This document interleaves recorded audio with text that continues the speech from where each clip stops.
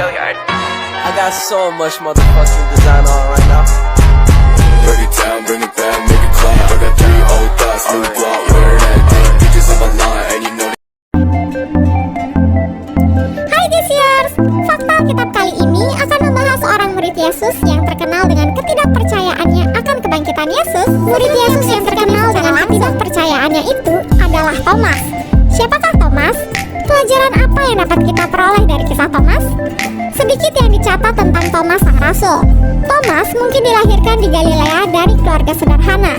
Dia adalah seorang Yahudi. Kepribadiannya lebih jelas dibandingkan beberapa dari 12 murid lainnya.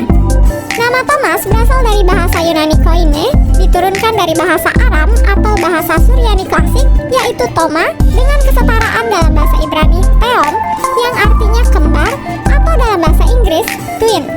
Istilah yang setara dengan kembar dalam bahasa Yunani yang juga disebutkan dalam Perjanjian Baru, yaitu dalam Injil Yohanes, adalah Didimus.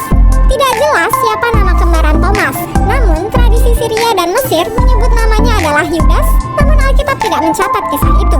Demikian juga dengan pertama kali pemanggilan Thomas sebagai murid Tuhan Yesus. Tidak dijelaskan kapan hal itu terjadi atau apa pekerjaannya sebelum ia menjadi murid Yesus.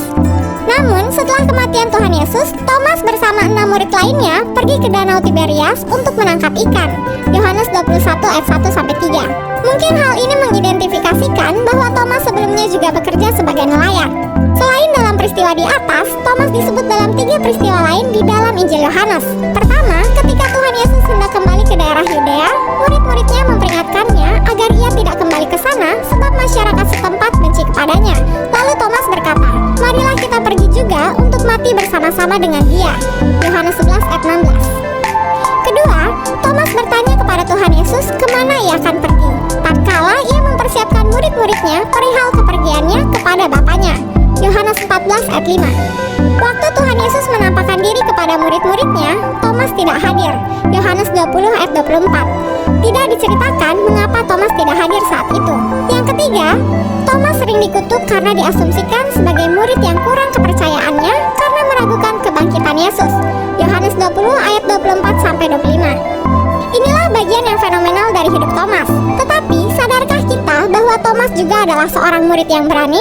Ia rela mendukung Yesus di masa-masa berbahaya. Hal itu dicatat jelas dalam kitab Yohanes 11 ayat 16. Dia juga tanpa henti mencari kebenaran. Seperti anak yang ingin tahu, dia terus-menerus mengajukan pertanyaan kepada Yesus. Yohanes 14 ayat 5. Thomas juga tercatat sebagai salah satu murid yang lantang mengakui ketuhanan Yesus.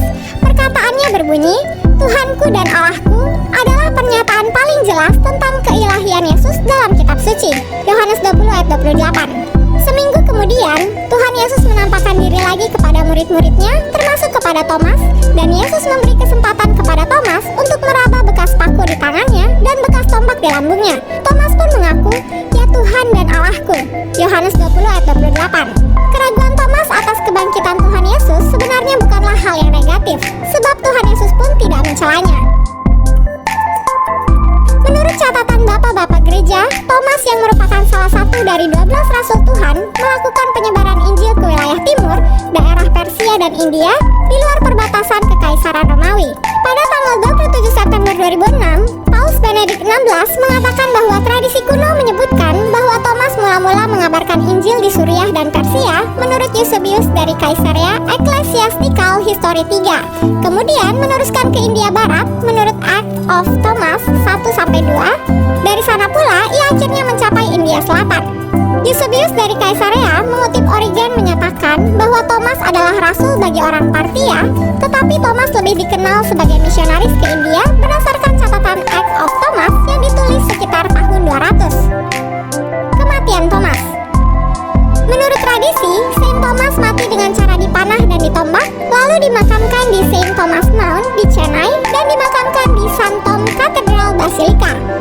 Itulah fakta-fakta menarik tentang Thomas Didimus, murid Yesus. Demikian.